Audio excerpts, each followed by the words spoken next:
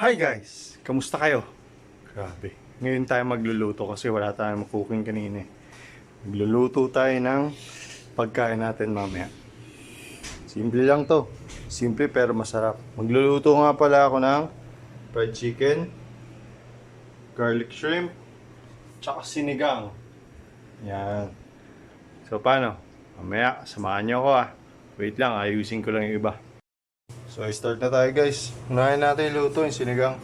Kasi pakukuluan pa to eh. Itong mga to, madali lang naman yung mga yan.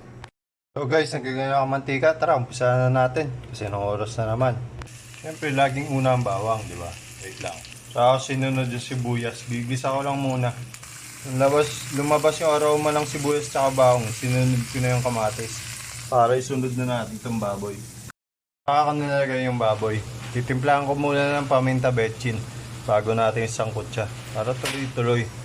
So, okay na guys. Natimplahan na natin betchin paminta. Sasangkot siya ko lang muna. Wait lang. Tapos nilagyan ko nga pala ng konting ginisa mix. Para habang sinasangkot siya, may lasa na siya, diba? Wait lang. Matagal pa yan eh. Kukuluin pa natin yan. Tapos nung nasangkot siya na natin, sarap ng lasa niya. Sinalang ko na itong tubig niya. Yun nga pala yung sabaw ng hugas bigas. So, okay na guys, kumulo na. Mamaya na ulit yan. Guys, mukhang malambot na yung natin, baboy. Pwede na natin ilagay ito. Tapos to binuksan na natin. Para lutuin itong fried chicken tsaka yung Shanghai. Yung mainit yung pan, nilagyan ko na ng mantika. Use oil nga pala yan. Para maprito na natin yung Shanghai. Binili lang namin yung Shanghai. So, umpisa na natin guys. Kasi anong oras na? Guys, nagsalang na tayo ng pang second batch. Ito na yung first batch natin. Tapos to, mukhang malambot na yung gabi. Dudurugin ko lang muna yan para lumapot yung sabaw natin sinigang. So okay na guys, natunaw na durog na natin. Babalik na natin siya dito para matapos na yan. Saka na natin nilagyan ng todong Saka na natin nilagyan ng Knorr sinigang mix, di ba? Haluin ko lang muna yan. Tapos susunod ko na yung gulay dyan. So okay na guys, nalagay na natin. Tapos to, maya tatanggalin na natin para makapagsalong ng tatlong batch. So okay na guys, pakukuluin naman natin yan ulit mamaya. Sinalang ko na tong pan para maluto na natin tong sugpo. Sinalang ko na nga pala yung sugpo. Pakukuluin lang natin yan sa Sprite. Maya balikan natin yan. Tapos dito nagsalang na ako ng pangatlong batch natin. Kaya.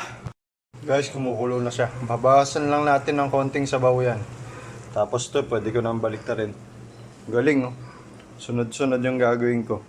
Nga pala, may asado rin nga pala kami. Tapos to, mamaya ilalagay ko sa sinigang. Tapos mamaya, gagawa tayong gravy. Galing! So guys, natanggal ko na. Go-umpisa na tayo. Salang na ako ulit ng pan. Para maluto na to. Okay na guys, naglagay na ako ng mantika at saka butter. Wait lang, gigisa lang natin yung bawang. Okay na guys, gigisa ko lang muna ng mabuti yan bago natin ibalik tong hipon. Tapos yung last batch ng Shanghai, sinalang ko na. Tapos nung nag-brown na yung bawang, nilagay ko na yung hipon. Yummy. Wait lang, titimplahan ko lang siya ng oyster paminta.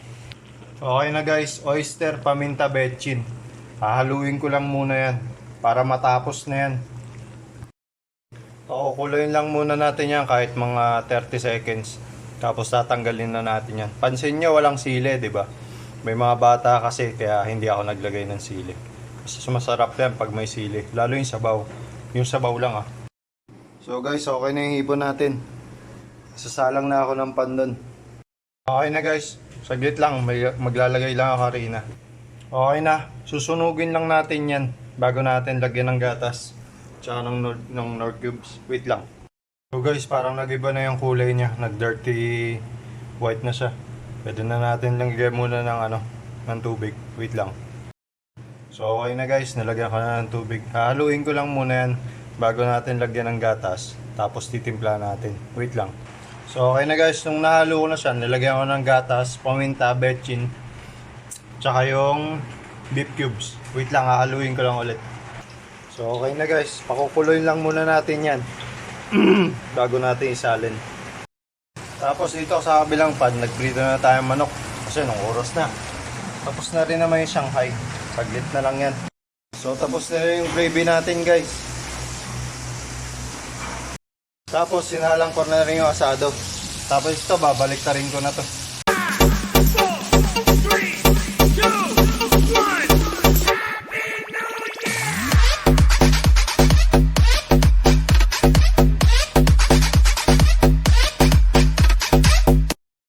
So binalik ko na yung pagluluto ng sinigang. Nilagay ko na yung kangkong.